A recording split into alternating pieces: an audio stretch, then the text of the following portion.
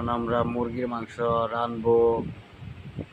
বুঝতেই তো পারতেছেন, পেঁয়াজ, আলু, রসুন, আদা, এই যে মুরগির গোস্ত, এই যে রসুন,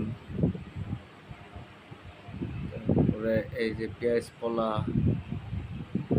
এই যে এখন হলো মাছের ডিম আলু দিয়া ভাজি করা হবে। এগুলা প্রস্তুত করা হচ্ছে, আপনারা দেখতে থাকুন। আমরা কাজে ব্যস্ত আছি। এখন রসুন বাছতেছি, দেখেন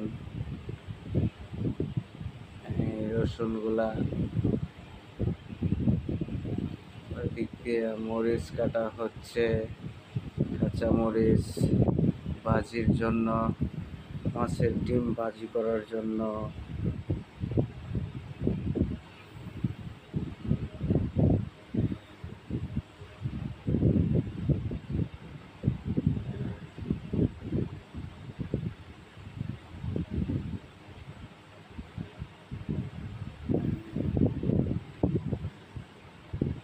এই তো প্রায় আমাদের কাটাকাটি শেষ পর্যায়ে।